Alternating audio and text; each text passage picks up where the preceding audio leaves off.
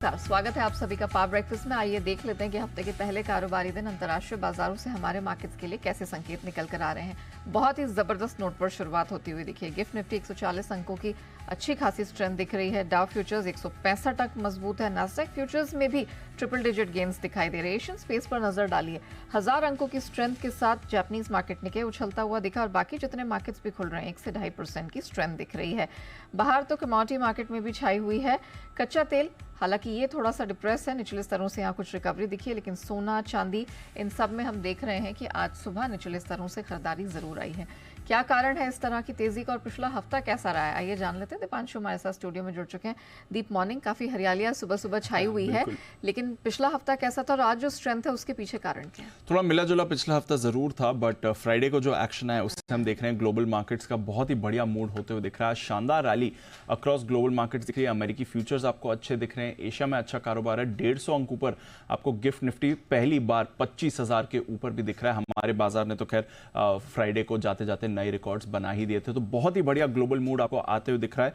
और सबका सब यूएस के रिबाउंड की वजह से है, जहां पर हमने देखा फ्राइडे को 650 अंक आपका डाउ में रिबाउंड हुआ है। 1% की तेजी आपने नास्डैक और S&P 500 में देखी, और वहीं स्मॉल कैप रसल 2000 में आपने 0.25% का बड़ा उछाल देखा है। तो बहुत ही बढ़िया एक्शन था अमेरिकी बाजारों में। इनका जो एक डेटा आया था, पर्सनल कंजम्पशन एक्सपेंडिचर डेटा, ये अनुमान मुताबिक आते हुए दिखा है। और फेड जब अपनी पॉलिसी बनाता है तो इस डेटा को काफ़ी अहमियत देता है।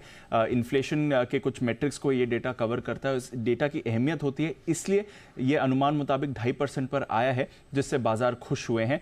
बॉन्ड यील्ड भी काफ़ी तेज़ी से आपकी गिरी है, 4.2% के नीचे काफ़ी तेज़ी से फ्राइडे को गिरी है। और बाजार में अब लगभग एक सर्टेनिटी मानी जा रही है कि सितंबर पॉलिसी में रेट कट होगा। इस हफ्ते इनकी पॉलिसी, उसमें कोई रेट कट का अनुमान नहीं लगा रहा है, बट सितंबर के लिए अब एक सर्टेनिटी बाजार में बन गई है।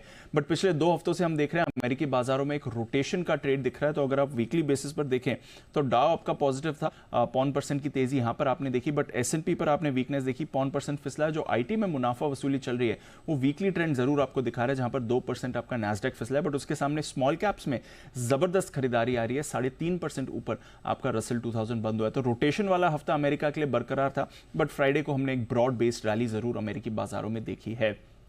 कमोडिटी बाजार की बात करें तो डॉलर इंडेक्स आपका 104 के पार स्थिर है इस समय। सोने और चांदी में जरूर थोड़ा मजबूत एक्शन आ रहा है। कुछ geopolitical tension over the weekend बढ़कर आई हैं। इजराइल और हिजबुल्लाह के बीच में अब एक बड़ी लड़ाई की बात की जा रही है, तो वहां से थोड़ी टेंशन है, बट अदरवाइज कुछ ज्यादा बड़ा और एक्शन नहीं है। सोने चांदी में खरीदारी है। कच्चा तेल आपका स्टेबल है।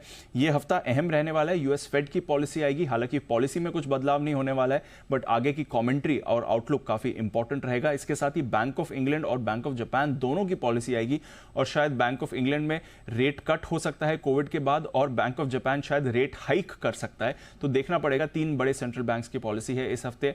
बड़ी आईटी कंपनीज के नतीजे हैं। माइक्रोसॉफ्ट, मेटा, एप्पल और अमेजॉन, ये चारों दिग्गज इस हफ्ते नतीजे लेकर आएंगे।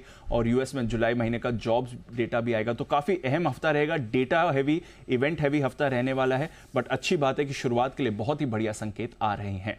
चलिए, तो तेजी का माहौल पूरा बना हुआ है और हमारे मार्केट्स ने ऑलरेडी इसे इनिशिएट किया था शुक्रवार को, जिस तरह की रिकॉर्ड ब्रेकिंग स्ट्रेंथ दिखी है। थैंक यू दीप, पूरी डिटेल के लिए।